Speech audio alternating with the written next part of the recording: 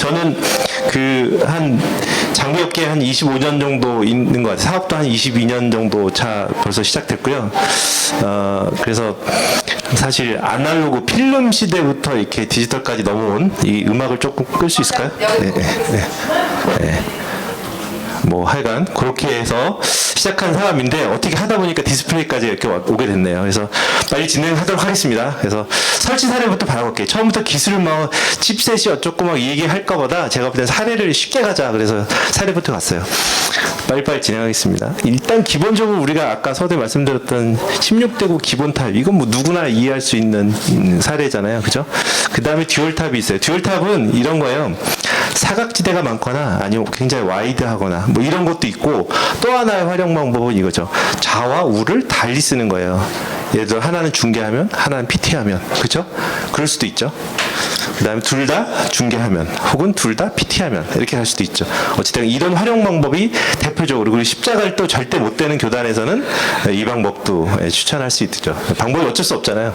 제가 일부러 십자가를 넣었는데 사실 뭐 합동 측에서는 그런 거 없으니까 확 떼버리죠. 이렇게 어찌됐건 16대구 듀얼 타입, 요게 비율상 그럴 거예요. 근데 내가 만약에 4대3으로 하겠다 할 수 있죠. 하지만 모든 걸 새로 만들어야 되는 단점이 있기 때문에 기본 16대구로 지킨다. 그리고 두 번째는 와이드일 거예요. 그죠? 이게 미디 월 타입은 사실 백드롭으로 사용하기 때문에 접근 방법이 좀 달라요. 물론 왼쪽이 조금 저렴합니다. 판수가 적으니까. 이 경제적인 측면도 있긴 하지만 그래도 기본적으로 이 방법은 뭐가 있냐면은 미디얼 타입은 이제 좀 이따 이제 한번 그림이 몇 가지가 있는데, 와이드 탑은 사람 위로 올라가죠. 그래서 사람이 카메라를 찍었을 때 배경이 어때요? LED가 아니잖아요. 그렇기 때문에 루프가 돌지 않아요. 딜레이, 미러, 이렇게 거울과 거울에 미러 이게 끝없이 들어가는 거 아시죠? 그런 루프가, 줌도 루프가 있잖아요. 오디오에서. 비디오도 비슷해요. 그래서 이런 생기지 않는 단순한 심플한 방식이고, 미디어 방식은 기본적으로 백드롭을 기본으로 하고 있기 때문에, 루프가 생기지 않는다는 전제하에 여기다가 이제 PT를 전체 깔아 쓰는 방법이에요. 이것도 하여간 좀 이따가 자세하게 한번. 그래서 기본적으로 와이드인데, 미디어 월 타입과 웨이트 타입이 굳이 있다. 이건 사실 저만의 용어지 업계 공식 용어는 아니고 이해를 돕기 위해서 저희가 나름대로 용어를 정해봤습니다. 와이드 타입에서 보통 이제 저희가 시안으로 제가 짜온 거예요. 그래서 한 170 정도 키에 2200 정도 띄우면은 카메라 찍을 때 백에 루프가 생기지 않죠. 그죠? 그러고 난 다음 위에다가 까는 거예요. 교회적으로 생각해 보면은 그때 한쪽은 PT, 이게 이제 중계화면이라고 생각, 한쪽은 PT, 한쪽은 영상 이렇게 되겠죠. 그러면 이게 몇 장이에요? 레이어가 2장이죠. 레이어 개념이 좀 이따 계속 이제 설명을 드릴 거예요. 그래서 이런 레이어 개념이 생성될 수 있다. 그리고 한쪽은 아까 말씀드렸지만 한쪽은 중계, 한쪽은 PT인데 거꾸로 중계 아니면 PT 아니면 전체 PT 나올 수 있죠. 이게 전체 PT니까, 그죠? 그 다음에 이렇게 하나 중계, 하나 PT. 그럼 PT는 뒤에 이미 배경으로 깔려 있죠, 하나에. 그 위에다가 한 장을 더 얹힌 거예요. 뭐 이런 개념으로 될 수 있죠. 그 다음에 이거는 내가 모니터의 개념이니까 방금처럼 모니터를 내가 옮길 수 있듯이 이 레이어를 짜가지고 UI를 짜서 가운데다 심을 수 있죠. 그러면은 방금 말한 대로 뒤에 한 장이 깔려 있고 그 위에 가운데 하나 있는 이런 방식이 되겠죠. 이게 이제 기본적인 와이드 타입에서의 활용 방법이라는 거예요. 그리고 이제 뭐 사실 스펙으로 따지면 이제 뭐 2.5mm에 8.96에 2.4m 정도 된다. 이렇게 되면 이 정도 비주얼이 나오는 거죠. 교회, 만약에 중형교회 정도 수준이라면 이 정도도 뭐 의도만 됐다면 가능할 수 있는 사이즈인 것 같아요. 그죠? 한번 넘어가 볼게요. 이제 미디어 타입은 이거는 16대9를 전제로 한 거예요. 이게 방금 전 거는 사실 16대9는 아니에요. 영상을 틀면 어떻게 돼요? 위아래를 잘리거나 아니면 홀쭉하게 이렇게 찌그러뜨리거나 그 방법밖에 없는데, 이 방법은 어떤 방법이냐면 16대 그냥 그대로 쓸 수 있어요. 저기 지금 지하에 있는 그 전광판이 딱 16대구로 짠 거예요. 그래서 PT를 띄워도 전체 풀스크린을 띄우고 영상을 띄워도 전체를 띄울 수 있는. 근데 사실 비율상 몰입도는 와이드가 좀 더 많은 건 사실인데 그건 작업을 새로 해야 된다는 매번 그런 단점이 좀 있고요. 이런 거는 16대 9를 기반으로 백얼까지 쓴다. 그러면 이제 위아래 비율을 맞췄죠. 그리고 디테일한 건 이 바닥에 조금이라도 쓰겠다고 해서 밑에 블랙이 조금 있죠. 밑에도 저기 지하 아트월드도 보면 바닥에 보면 블랙이 약간 있어요. 그 분위기를 띄운 거예요. 바닥까지 쓰지 않고 조금이라도 활용도를 시야를 확보하겠다 그런 의미로. 그래서 170 정도 놓고 이제 사이즈는 8.9m, 8.96m, 높이가 4.8m 정도의 미디 월타입이다. 이게 일반적으로 쓰는 공연이나 뭐 이런 뭐죠? 이런 행사장에서 주로 많이 하는 미디어 백월 타입이에요. 이것도 마찬가지로 레이어를 하면은 이제 방금 전하고 좀 틀린 거 하나를 더 썼죠. 기본 백 배경에다가 이제 PT 하면 저쪽 중계하면 이런 식으로 그러면 레이어가 3개가 되는 거죠. 3개. 물론 여기서도 이제 막 바꿀 수 있습니다. 쉽게 넘어갈게요. 이제 제가 이제 다니는 교회 목사님 내려가셨죠. 아까 저희 목사님이셨어요. 이 교회인데 저희 교회는 이제 조그마거든요. 한 300석 좀 미만 정도 돼요. 근데 교회인데 가운데 목사님이 직접 PT를 직접 하세요. 그래서 가운데다가 백월을 예전에는 저 스크린이었어요. 여러분 필름 스크린 기억나시죠? 옛날에 저거를 굳이 설치하지 않은 이유는 또 저렇게 더블로 사용을 할 경우도 있기 때문에 냅뒀고요. 그다음에 LED 가운데가 LED인데 사이드에 이제 백드롭을 만들어 가지고 저희가 조명 페인팅을 해서 이렇게 연출했어요. 이제 영상 스틸이어서 그런데 이렇게 되면 저희 강대상 깨끗하잖아요.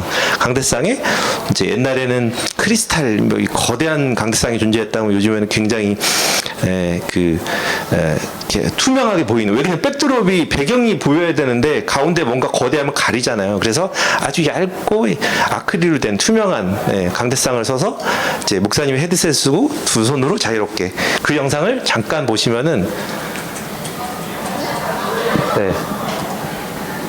이런 식이에요. 이게 오디오가 또 줄어들었구나. 이런 식으로 가시는 목사님이 직접 넘기시는 거예요. 이게 패드로. 아이고 제 노트북이 아니라서.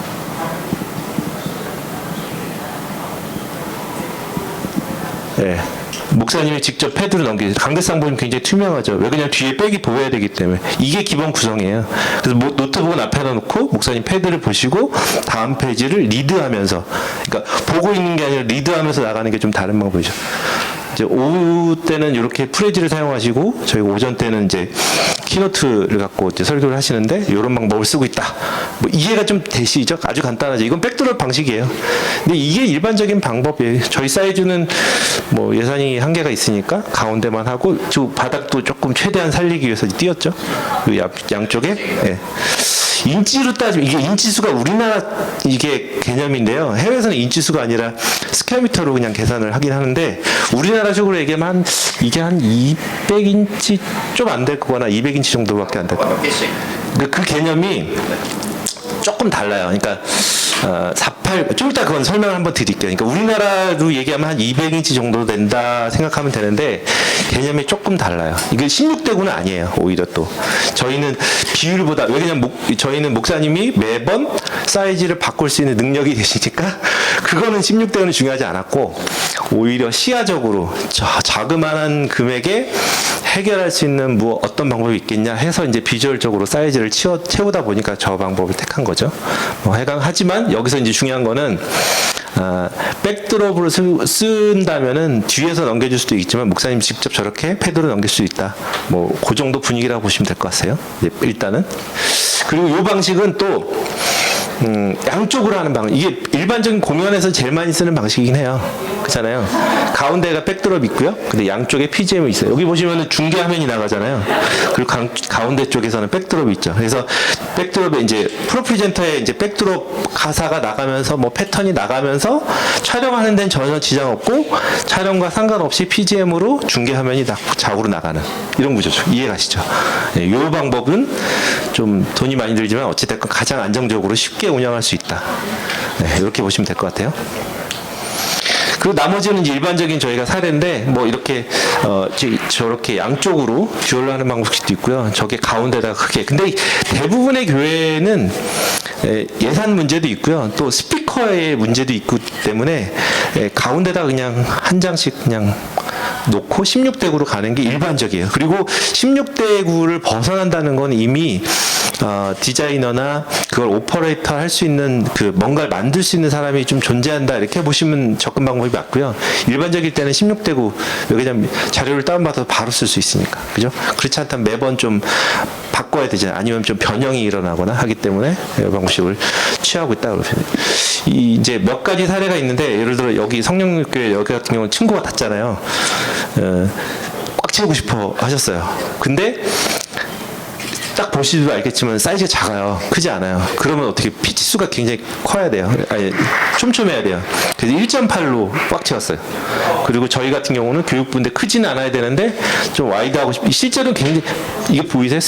건반이 이렇게요. 그러면 실제 사이즈는 굉장히 작은 거예요. 근데도 와이드를 선택한 거예요. 그러면 아마 이게 교육부인데 아이들이 쓰면 머리가 한 요 정도 걸릴 거예요. 요 정도 높이.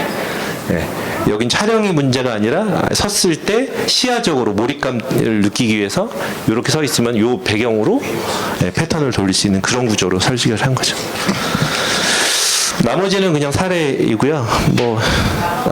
저기는 저기 온라인 총회 저희가 했을 때는 여기다가 줌을 다 깔았어요. 전체 원래 PGM인데 줌을 다 깔아서 이렇게 이 목사님이 한 사람 한 사람 얼굴에 대고 기도하고 이런 것들을 퍼포먼스를 가능하게 했던 뭐 그런 사례이고요.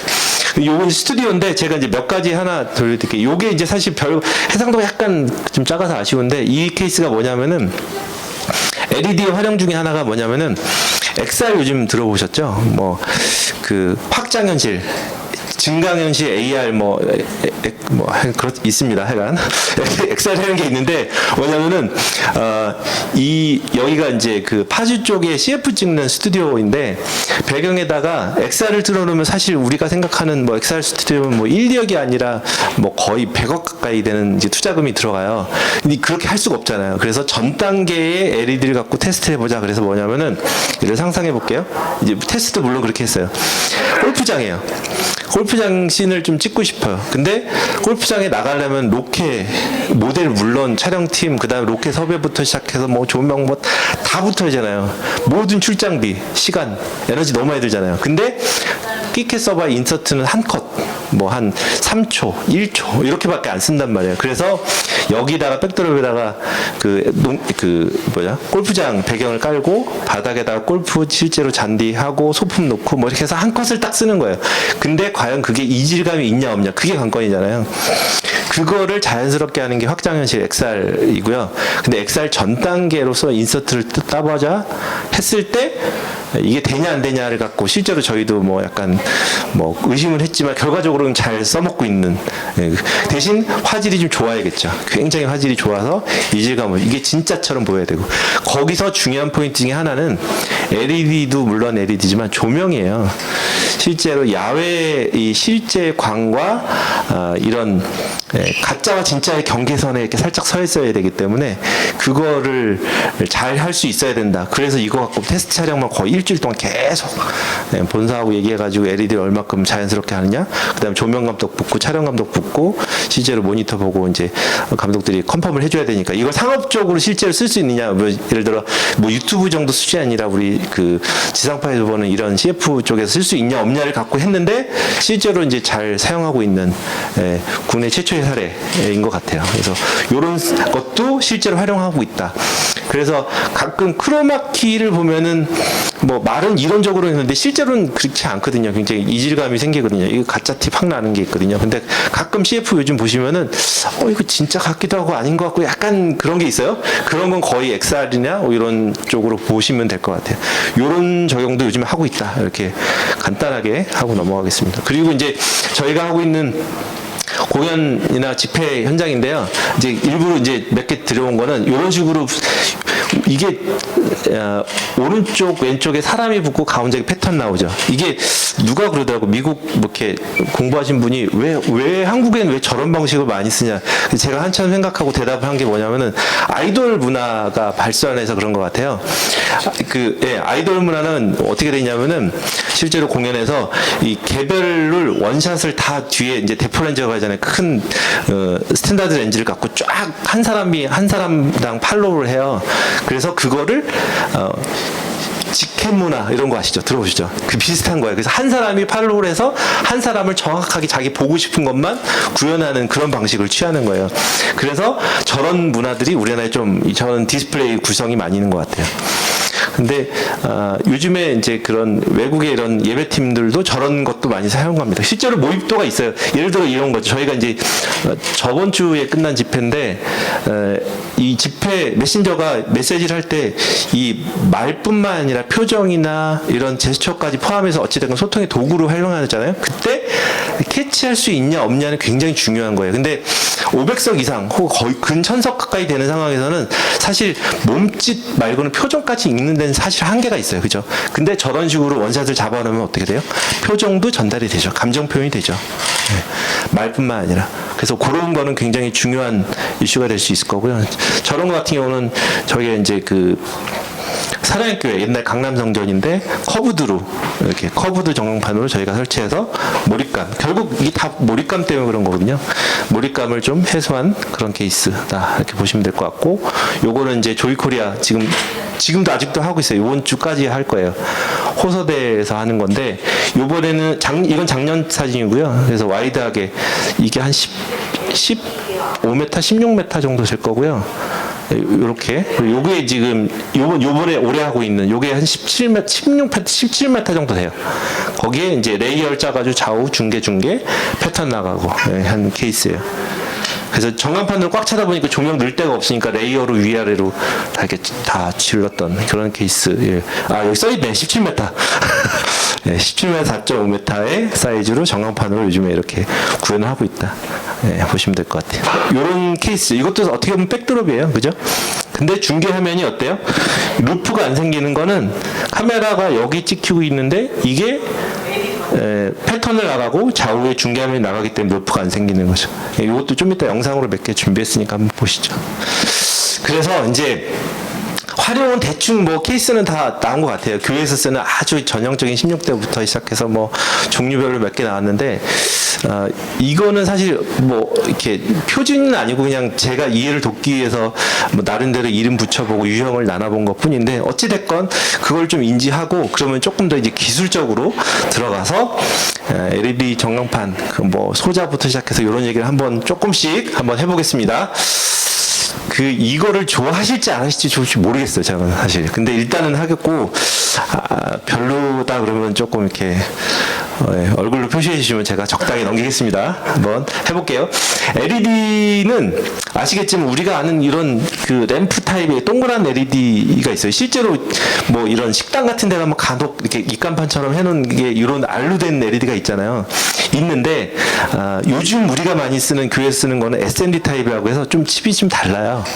네, 그리고 뭐 COB도 있긴 한데, 어찌됐건 LED 소자가 모여서 모듈이 되고요. 요만한 모듈이 되고, 모듈이 모여서 캐비넷이 되고요. 캐비넷이 모여서 LED 스크린이 되는 거예요. 그죠? 이게 모여가지고 저렇게 되는데, 다시 말하면 이게 벽돌처럼 내가 원하는 걸 그냥 쌓기만 하면 되는 거잖아요. 원하는 대로 사이즈나 비율이라든지 뭐 이런 거 다 조절할 수 있어요. 그죠? 이게 원하는 대로. 그러니까 사실상 이거는 저기 적은 대로, 주문 제작 상품 같은 거예요. 반제품 같은 게 완제품 개념이에요. TV처럼 딱 뭐 몇인치 이런 개념이 없어요. 이제 교회에서 얘기하는 몇인치라는 거는 그냥 우리가 익숙하다 보니까 이해를 돕기 위해서 한 거고, 실제로 이제 해외 공장이나 이런 거 하다 보면 몇인치 그러면 이해를 못 해요. 몇인치 이게 무슨 소리야? 이 스퀘어미터의 개념이 있어서요. 회배당 뭐 얼마. 그래서 내가 모듈과 캐비넷을 조합해 가지고 원하는 사이즈를 만들어내는 게 LED의 개념이다. 이렇게 보시면 돼요. 이게 기본 구조예요. 이것만 알면 사실 이걸 구현하는 장비는 물론 별도 있지만 기본적으로 LED의 구조는 이렇게 간단하다. 이렇게 보시면 될 것 같아요. 거기에 이제 LED 구성품이 있는데, LED 램프가 있고요. 드라이빙 IC, 파워 서플라이, 모듈, 그 다음에 컨트롤 시스템, 캐비넷, 케이블. 요게 사실 구성품이 다예요. 요거 갖고 내가 원하는 사이즈를 다 만들어내는 구조예요. 네, 요거는 하나씩 한번 해볼게요. 근데 어찌됐건 제일 중요한 게 화질을 결정하는 요소 중에 하나는 램프기 때문에 램프 공부를 한번 해볼게요. 램프는 아까 얘기했던 R 같은 뭐 이 DIP 뭐 딥 얘기하는데, 이게 램프 타입 뭐 소위 램프 타입이라고 해요. SND 타입, COB 타입인데 우리는 제일 많이 쓰는 건 현실적인 건 SND 타입이에요. SMD 타입의 램프를 써서 전광판을 만들어내고요.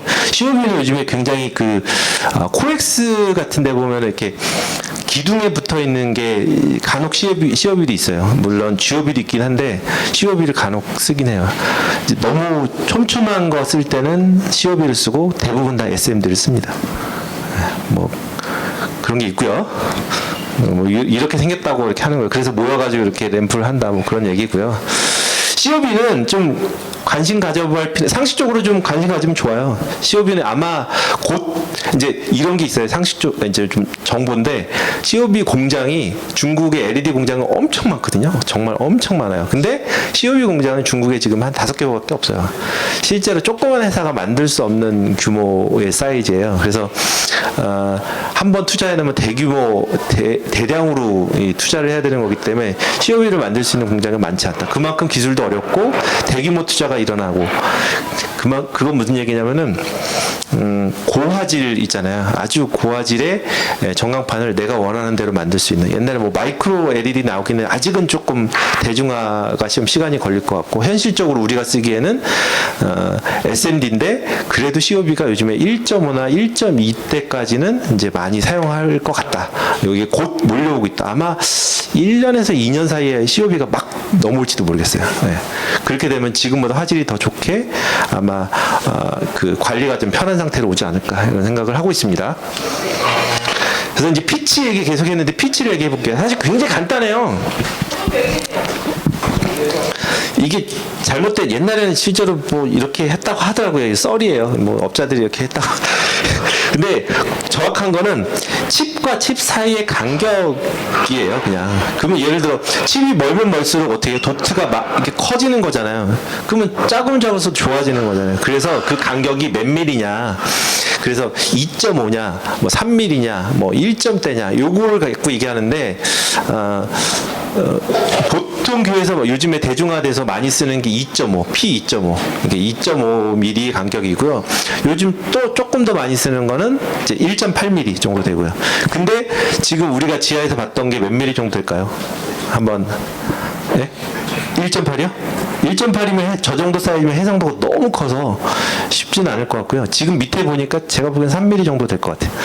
이게 인간의 눈은 휘도가 밝아지는 그 신호가 강하면 가할수록 화질이 좋다고 느껴지고요. 그리고 가시거리라는 개념이 있어요. 예를 들어 가까운 거리면 도트가 보이겠죠. 근데 지금 앞단하고 전광판 거리가 적어도 한 7m에서 8m 이상 떨어져 있기 때문에 실제로 우리가 그 도트를 느끼지 못해요. 그래서 밝기 신호만 해결되면은 화질이 좋다고 느껴질 수 있는 거죠. 그러니까 참고로 이거 있어요. 우리 전광판 운전하다 보면은 건물 옥상에 전광판 큰 거 있잖아요. 그게 몇 밀리대일 것 같으세요?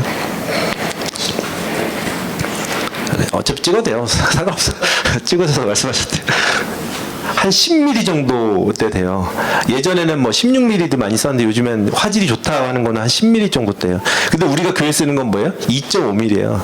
굉장히 좀 이상하죠. 근데 우리는 교회는 가까워요. 워낙 교회는 더더욱 한 자리라도 좌석을 만들어야 하기 때문에 강단하고 거리가 짧잖아요. 이런 공연장하고 좀 다르거든요. 굉장히 짧기 때문에 그래서 도트가 좀 촘촘한 거를 주로 많이 쓰는 그런 케이스죠. 어찌됐건 다시 돌아와서 피치는 픽셀하고 픽셀 사이의 간격이다. 그걸 보시면 돼요. 아주 간단한 내용이다. 보시면 될 것 같아요. 그래서 모듈의 종류는 제가 그냥 쉽게 넘어갈게요. 그냥 SMD를 주로 많이 쓴다. 이렇게 한번 보시면 돼요. 요게 이제 뭐 램프 타입이고 SM 타입이고 GOB 타입이고 COB 타입인데 사진이 있는데 이게 도트와 도트 사이가 굉장히 크죠. 사진만 봐도 이게 옛날 사진이고 요즘에는 촘촘해요. 생각보다. 그래도 모양은 딱 저렇게 생겼어요. SMD 타입이에요. 근데 이거에 따라서 장단점이 아주 극명한 거예요. 그리고 방식에 따라서 화질도 달라지고 유지보수 방식도 달라지고 굉장히 달라지기 때문에 굳이 SMD를 자꾸 강조하는 거다. 이렇게 말씀드리면 될 것 같아요. 근데 칩을 배웠으면은 드라이빙 이것도 그냥 넘어갈게요. 어찌됐건 이게 구동하기 위한 드라이빙 IC인데 뭐 리플레이시부터 시작해서 뭐 이런 복잡한 개념이 있는데 이거는 상식적으로 그냥 넘어갈게요. 그 다음에 조금 더 중요하게, 오히려 중요하게 부분은 제어 시스템이에요. 전원판이 이제 SMD로 2.5를 만약에 선택을 했어요. 왜 그러냐면 대부분 이제 경쟁력 있는 교회에서 사용할 만한 경쟁력들 업체들이 제공을 할 테니까 그걸 딱 보면은 순간 뭐 스펙은 볼 거 아니야. 아, 얘가 몇 미리대 들어왔네. 뭐 이런 거는 정도 이제 읽을 수 있는 거잖아요. 근데 그걸 제어 시스템을 구현하기 위한 제어 시스템은 좀 다른 문제예요. 보시면은 샌딩 카드가 있고 샌딩 박스가 있고 올인원 프로세서가 있고 대부분의 경우는 올인원 프로세서를 요즘 많이 써요. 올인원으로 이제 그게 이게 너무 기술이 빨리빨리 발전하기 때문에 불과 1, 2년 전만 해도 프로세서 스케일되는 프로세서 따로 쓰고 거기에 MCTL이라든가 컨트롤 되는 거를 따로 썼어요. 그래서 이거를 데이터를 들어와서 랜으로 그 데이터로 변환하고 그거를 보내는 거를 박스를 따로 썼어요. 그래서 어떤 교회는 컨트롤 박스가 막 몇 개, 세네 개 있는 경우도 있어요. 그리고 프로세서 따로 경우. 그러면 뭔가 모르지만 많이 달려 있어. 근데 요즘에는 저렇게 올인원 한 방으로 이제 끝나죠. 한 방으로. 이게 뒤에 보시면 램포트가 있어요. 여기 RJ45에 있는 램포트가 있는데 이게 몇 포트냐에 따라서 얼만큼 데이터를 많이 보낼 수 있냐 이 양이잖아요. 왜냐하면 데이터라는 게 랜선 하나당 트래픽 양이 있기 때문에 데이터 양이 있기 때문에 이걸 많을수록 아 얘는 고가 장비구나. 많이 큰 해상도를 해결할 수 있구나. 이렇게 보시면 될 것 같아요. 그래서 샌딩 카드가 있고 샌딩 박스가 있고 그거를 다 씹어놓은 올인원 프로세서가 있다. 요거에 대한 구성은 딱 요겁니다. 요것만 배우시면 아까 말한 대로 LED 기본 그 LED 전광판의 기본 구조가 있는데 이거는 LED 구성을 위한 그러니까 운영을 위한 전반적인 구성이 요 한 그림으로 해결할 수 있어요. 자 볼게요. 잘 따라와 보세요. 스위처든 PC든 예를 들어 우리가 PT 화면을 내보내려고 해요. 그러면은 어때요? 그냥 컴퓨터 HDMI든 뭐 PC 화면 여기다 연결해 주면 돼요. 그죠? 간단하죠? 그리고 또 중계화면 내보면 어때요? 스위처에서 그러니까 그 카메라에서 비디오가 믹서된 스위칭된 신호를 여기다 연결해 주면 되는 거예요. 그렇죠? 간단하죠? 네. 넣어서 신호를 받았어요. 그러면은 그걸 받아서 데이터로 전환을 해줘요. 그래서 어디로 가요? 리시빙 카드로 가요. 얘가 샌딩 카드 올인원이니까 옛날에 만약에 이게 올인원 프로세서가 아니었으면 얘 프로세서가 컨트롤러 넣어주고 그 변환된 데이터가 일로 가겠죠. 그러면 다시 말하면 샌딩 카드가 프로세서에서 샌딩 카드로 가서 샌딩 카드에서 리시빙 카드로 다시 보내주는 카드로 가겠죠. 근데 지금 올인원이니까 바로 리시빙 카드로 가면 되는 거예요. 그죠? 당연히 리시빙 카드에 뭔가 전원이 들어가야 되는 게 전원 넣어주고 전원판도 전원이 구동되니까 얘가 전원 넣어주고 이런 구조죠. 간단하지 않나요? 그렇죠? 간단하죠. 근데 문제는 이 리시빙 카드가 전광판 하나에 이게 처리할 수 있는 한계가 있어요. 그래서 캐비넷 하나당 보통 리시빙 카드가 한 장씩 붙어요. 그래서 거의 캐비넷 하나에 보면 뒤에 뭐 파워도 있고 리시빙 카드도 있고 뭐 이렇게 뭐 여러 가지 붙어 있는 게 이제 그런 식이에요. 그래서 그게 모여서 디스플레이가 된다. 이렇게 보시면 될 것 같아요. 이런 개념이에요. 다시 또 비슷한 건 이제 부연 설명인데 이제 컴퓨터든 중계화면이든 이게 프로세서 들어갔어요. 들어간 게 어떻게 돼요? 캐비넷 하나당 리시빙 카드가 들어가서 이렇게 데이터로 가는 거예요. 랜선으로 이렇게 데이터로 전송되고 리시빙 다시 해가지고 돌리고 이렇게 그렇게 해서 한 장당 내가 몇 장을 하느냐에 따라서 판당 리시빙 카드의 개수가 달라지고 데이터 양이 달라지는 거죠. 어떠세요? 여기 잘 따라오고 계시나요? 네, 재미없죠. 기술이 원래 재미없어요. 그렇습니다. 어찌됐건 아주 쉬운 개념으로 제가 되도록 쉽게 하기 위해서 이렇게 개념을 정리해봤습니다. 그리고 우리가 이제 사실 뭐 이거야 뭐 설치업체들이 다 알아서 해줄 거니까 뭐 그거야 뭐 개념만 알고 있으면 되는데 또 정작 사용하는 사람 입장에서는 내가 사용하는 정비 정도는 조금 기본 개념을 알아야 되니까 제가 일부러 프로세서를 이제 갖고 왔어요. 보시면은 모델명이 X4 뭐 이렇게 돼 있어요. 딱 뭐 4의 의미가 좀 있을 것 같아요. 보시면은 램포트가 어떻게 돼요? 4개가 있죠. 이제 우리가 HDMI 정도는 다 아시지 않으세요? HDMI 뭐 스위처든 뭐 PC든 HDMI 여기다 신호를 데이터를 넣어줬어. 뭐 시그널을 넣어줬어. 그러면 그거를 샌딩 카드 데이터로 변환을 하잖아요. 그래서 이 데이터를 리시빙 카드로 보내잖아요. 그러면 보낼 수 있는 게 4개 정도 되는 거예요. 그럼 4개 정도면은 근 HD 정도 해상도 나와요. 스펙 한번 볼까요? 3840 HD도 없네요. 그죠?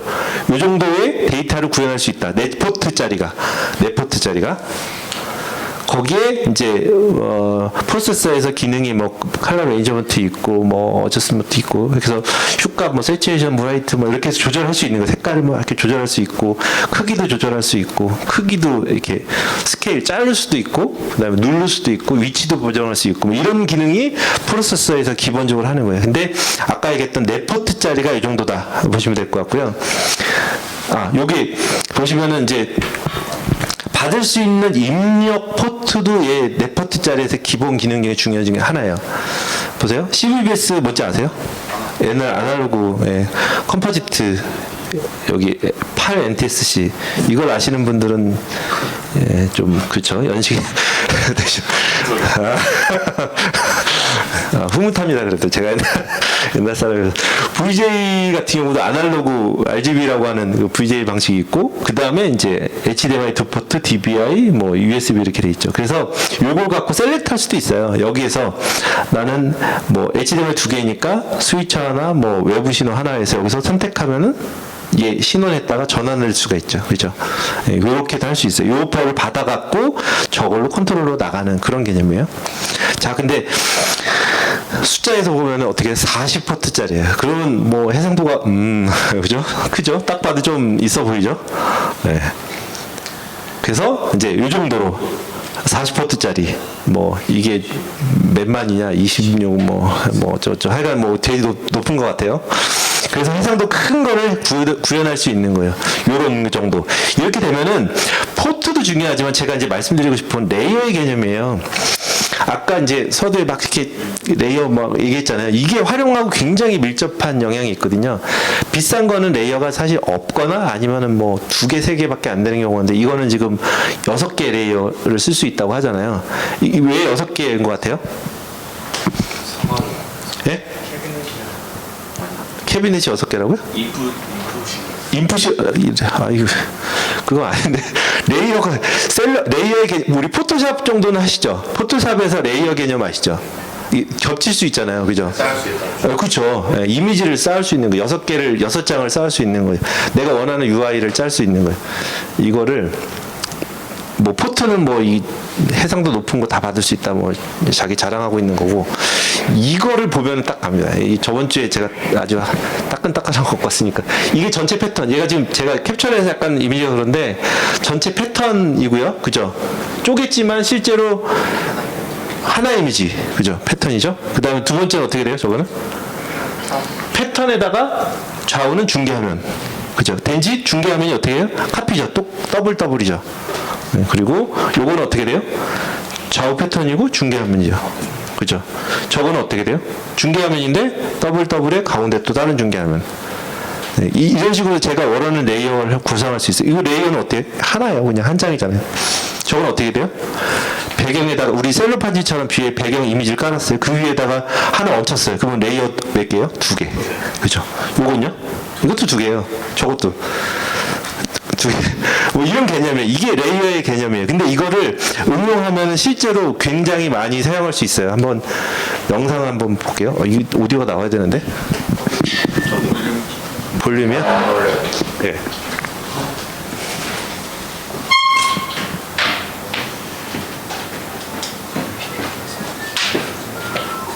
음악을 꺼주시면.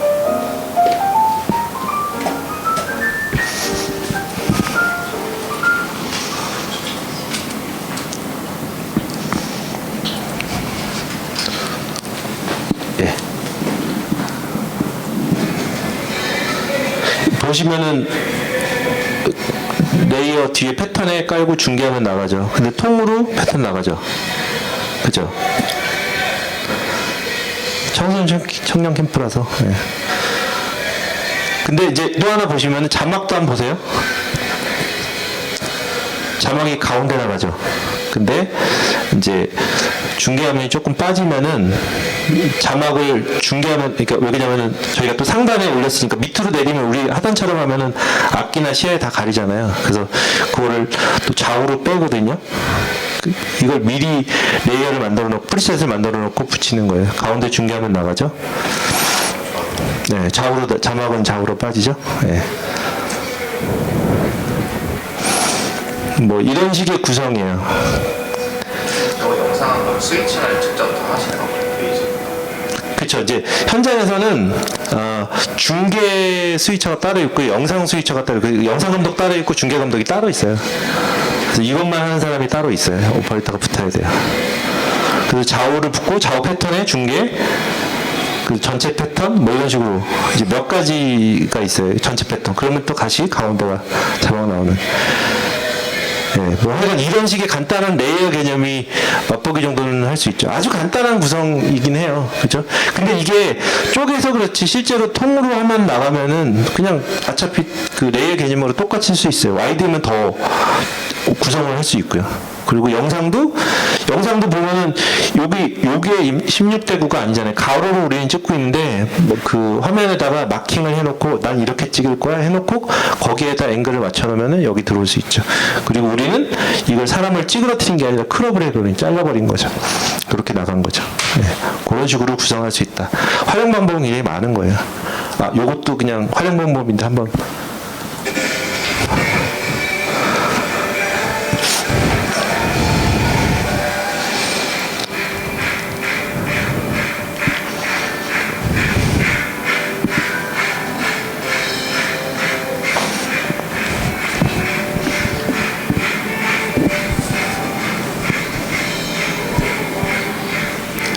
시간이 역시 모자르네요. 빨리 넘길게요.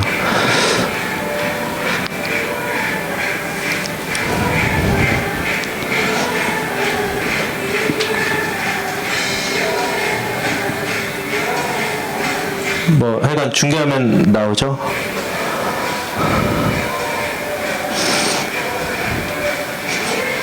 저 정도 되면 딱 현장에서 무리게임 이렇게 보는 정도 사이즈는 딱 되는 것 같아요. 높이가 한 5m 정도 되나 그랬을 거예요. 뭐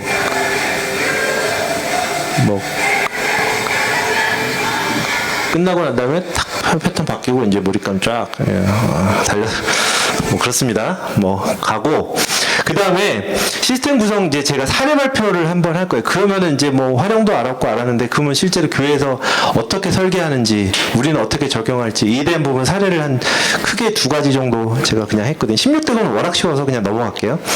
기본적으로 이제 스위처든 프로프리젠터든 뭔가 입력단이 있을 거 아니에요. 아주 간단하죠? 거기에 똑같이 얘기했던 프로세서 신호가 들어가요. 그 신호 들어간 게 어떻게 해요? 정확판으로 가면 돼요. 구조는 아주 간단해요. 근데 여기서 이제 숫자를 좀 읽을 필요 있죠. 요건 패스하고 요것만 볼게요. 방금 배웠던 P1.5, 피치 간격이 2.59, 그 다음에 사이즈가 7.68에 2.4m다. 거기에 캐비넷이 한 60판 돼요. 한 판이에요. 한 판이 가로가 어떻게 돼요? 12판, 세로가 5판. 그러면 해상도가 307에 960. 요 정도는 견적의 스펙이 있어요. 그래서 그 스펙을 보시면 돼요. 얘네가 지금 사이즈가 어떻게 되고 해상도가 어떻게 되고 그러면 한 판당 리시빙 카드 저희 배웠잖아요. 한 판당 다 붙잖아요. 그렇게 다 들어가는 거죠.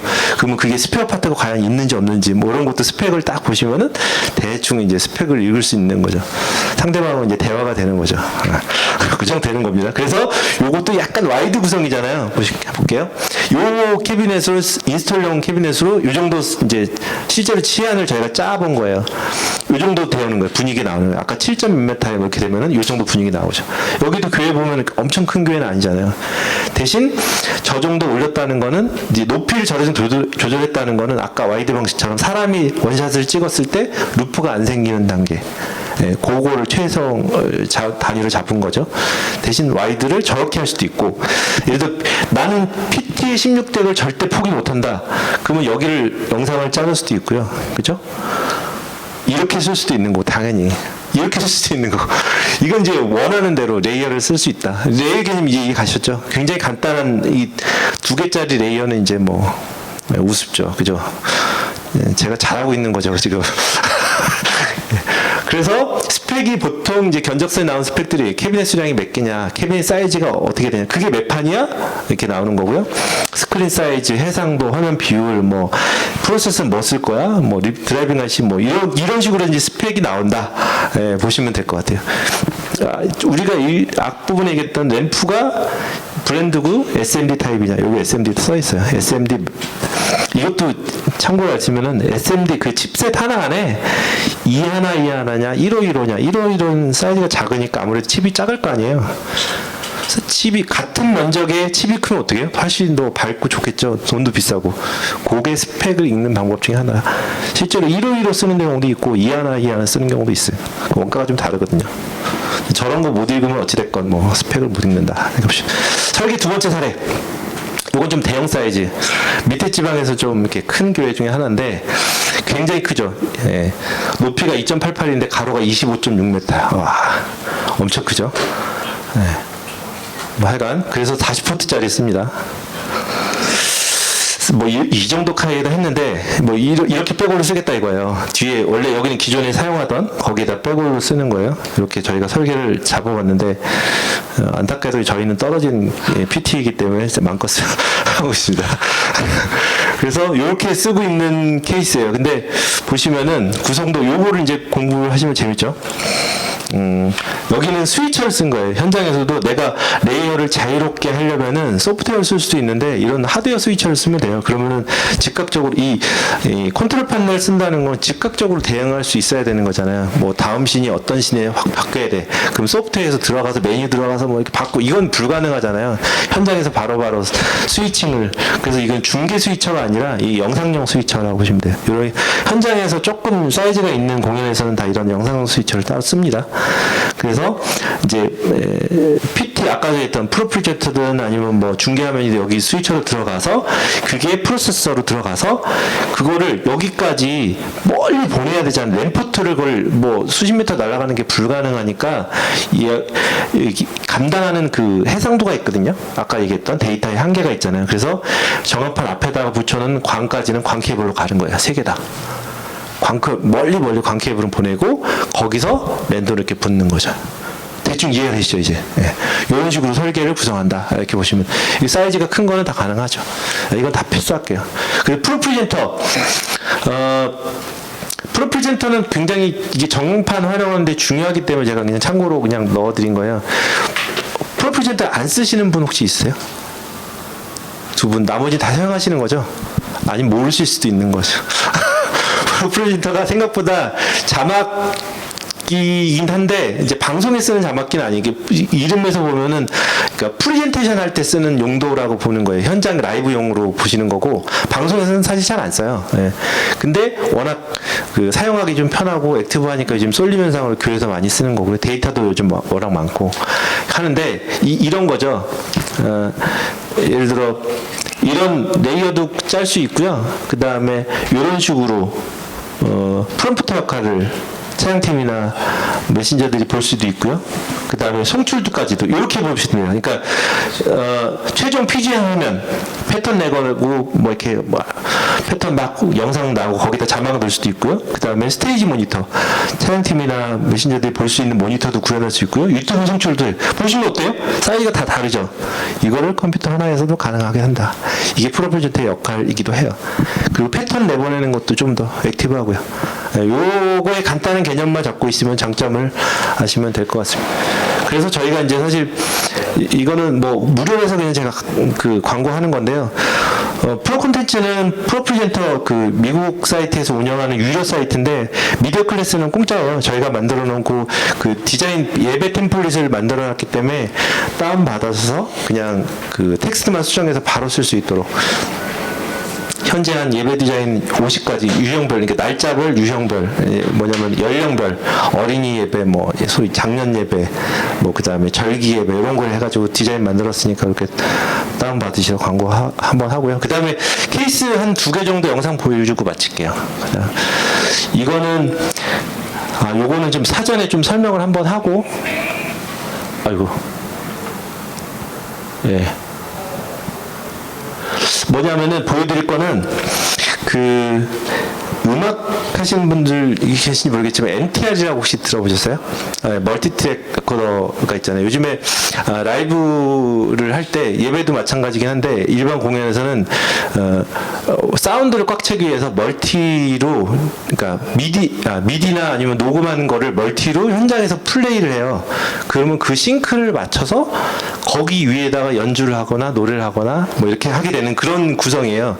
근데 문제는 그거를 맞추면은 사실 비트가 거의 정해져 있잖아요. 그러니까 마치 우리 뭐 AR처럼 CD나 음악을 틀어놓고 그 위에다 노래하면은 어떻게 돼요? 내가 원하는 박자를 만들어 늘렸다 줄였다는 못하는 거잖아요. 대신 정해진 거 있긴 하지만 그 위에다가 음악을 하는 것처럼 그 위에다가 똑같이 영상도 입히면 조금 더 몰입감 있지 않냐, 이런 구성이에요. 그래서 보통 아이돌 공연에서는 우리 방송에서 보면은 뭐 LED가 다 이게 싱크가 맞춰지니까 즉흥적으로 그 분위기 보고 얘들이 무슨 춤을 추네 거기에 맞춰서 넘기고 이런 게 아닌 거예요. 이미 그걸 다 자동화되어 있는 거거든요. 그래서 이거를 한번 MTR을 집회 때 적용해보자. 그래서 타이포그래피 만들어서 이제 돌린 영상이거든요. 그래서 밴드 마스터가 왼쪽에 건반인 친구가 이제 밴드 마스터인데 MTR을 딱 틀고 거기에 맞춰서 이제 연주를 하고 또 거기에 맞춰서 트리거를 걸 때 심었어요. 그래서 저희 쪽으로 넘어오면은 그게 자연적으로 플레이가 확 되면서 같이 싱크가 맞추면서 구현되는 그런 영상입니다. 뭐 하여간 요 구성에다가 여기 밴드 마스터 이거든요.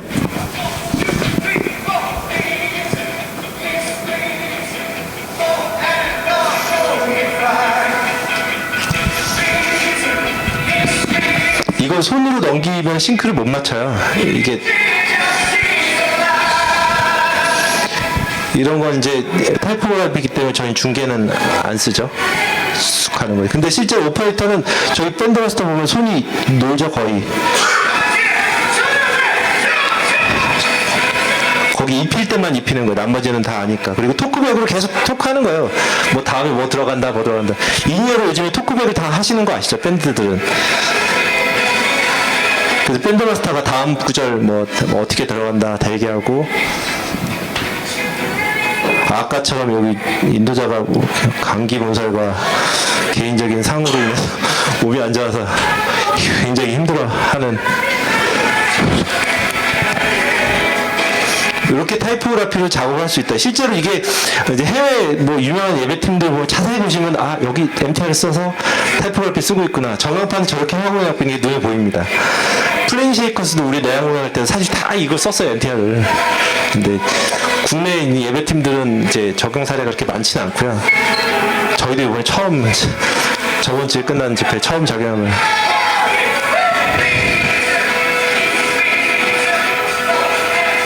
근데 이건 굉장히 간단해요. MTR 사이트가 있어요. 아세요? 유료 사이트가 있어서 그 MTR을 살 수가 있어요. 해외곡, 유명한 곡들은 그걸 사가지고 MTR 다운받으면 그 안에 멀티가 다 있어요. 그걸 틀고 그 위에다가 연주를 하면은 밴드의 이게 질이 올라가는 거죠. 거기처럼 이것도 영상도 만약에 비율을 맞는다면은 받아갖고 서로 공유하면은 어디든 곡당 개념이니까 곡당의 퀄리티가 높아지는 거죠. 네. 뭐 이런 게 있다. 신기하지 않으세요? 이런 세계가 있다는 건? 사실 이게 고도화됐기 때문에 그런 건데, 전광판이 활용이라는 게 결국 이런 쪽으로 계속 갈 거예요. 앞부분에 얘기했던 보이는 슬라이드, 그러니까 OHP, 움직이는 OHP 이게 아니라 결국 이런 월이라든지 LED를 충분히 활용해서 결국 효과적으로 소통하기 위한 도구로 쓰는 거죠. 찬양도 몰입감을 내고 또 집중할 수 있게 하는 어떤 도구로 사용하는 거죠. 물론 이제 약간 뭐 전통적인 교회 입장에서는 이걸 거부할 수도 있는데 그거하고 상관없이도, 예를 들어 저희 같은 경우도 목사님 낮 시간에는 넥타이 메고 똑같이 예배를 드리고 있지만, 그리고 가만히 앉아서 오후 시간대에 이제 움직이시는 거고, 낮 시간대는 사실 거의 서서 그냥 앉아서 설교하세요. 대신 이제 프레지가 아니라 이제 키노트를 쓰기 때문에 텍스트 기반으로 하기 때문에 굉장히 정적으로 PT를 쓰시는 거죠.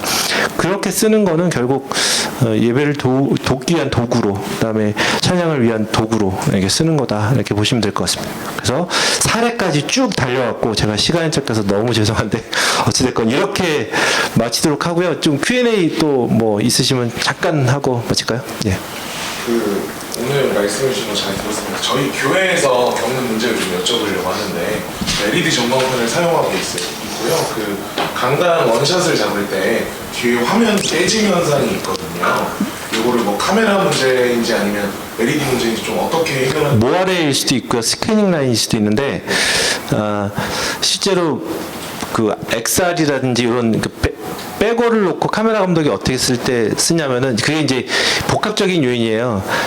카메라맨이 해결할 수도 있고 카메라가 좋은 기종이면 해결할 수도 있고 전광판이 해결할 수도 있고 조명이 해결할 수도 있어요. 그리고 하다못해 피사체가 해결할 수도 있어요. 복합적인데 예를 들어 모아레는 혹시 사진 찍는 분이나 영상 찍는 분 모아레 혹시 들어보셨나요? 이렇게 막 그 패턴 무늬 옷을 찍으면 카메라 보면 카메라 그 앵글에서 막 이렇게 울렁울렁거리는 거 있지. 그런 현상도 있고요. 줄이 쭉쭉 가는 것도 있는데 이거는 간단하게 해결하는 거는 카메라 감독 입장에서는 포커스를 아주 미세하게 살짝 트는 거예요. 그러면 해결돼요. 촬영 감독들의 기본 그 정도는 저기 상식을 갖고 있어요. 근데 그거 상관없이 피사체를 옮기는 방법도 있어요. 이렇게 만약에 그 우리 좀 다른 얘기인데 포토샵에서 50% 줄이면은 괜찮은데 뭐 예를 들어 49% 줄이면 깨지는 거 혹시 들어보셨어요? 네, 예, 알겠습니다. 하여간 그렇습니다. 그래서 그런 거와 비슷하게 피사체가 살짝 한 반발짝만 올리면 또 해결되는 경우도 있어요. 네, 그거 포커스하고 비슷한 케이스예요. 그러니까 피사체와 배경과의 거리 문제 때문에 생길 수도 있어요. 그리고 기술적으로 프로세서에서 또 해결하는 경우도 있고 한 뭐 굉장히 많은 영향이 있는데 어찌 됐건 해볼 수 있는 거를 좀 인터넷 뒤져보고 하시면 조금은 개선될 거예요. 근데 완벽하게 해결되는 거는 전광판 자체가 리플레시가 높아야 돼요. 도트가 높거나. 네, 그렇습니다. 또 예. 아까 트리거 말씀하셨는데 커넥팅은 어떻게 하는지 장비가 따로 있는지. 예산이 없어서 트리거는 그냥 그쪽에서 트리거 심은 걸 넘어오면 우리가 그 오디오에서 인식을 피치가 확 떠요. 그러면 그거 탁 되면 바로 플레이 돼요. 특별하게 장비를 안 썼어요. 원래 이제 워드클락이나 뭐 이렇게 연결해야 되는데 그거 안 쓰고 하나도 안 쓰고 그쪽에서 넘어온 걸 탁 인식해서. 쪽에서 너무 그러니까 밴드가 저쪽에 있고 음향이 여기 있잖아요. 그러면 음향 어찌됐건 신호가 들어오잖아요. 그럼 음향 통해서 우리가 그냥 받은 것뿐이에요. 수트랙을 그냥 받아서 여기서 열어놓고 있다가 얘가 트레이가 탁 뜨면은 인식되고 바로 넘어가면 그쵸. 그 바로 시작하는. 그러니까 우리는 열어만 놓고 있는 거고 실제로는 음악하는 밴드 마스터가 다 플레이하고 있는 거죠. 우리는 지켜만 보고 있는 거죠. 그때는 막 이렇게 우린 놀아주세요. 찾아계세요.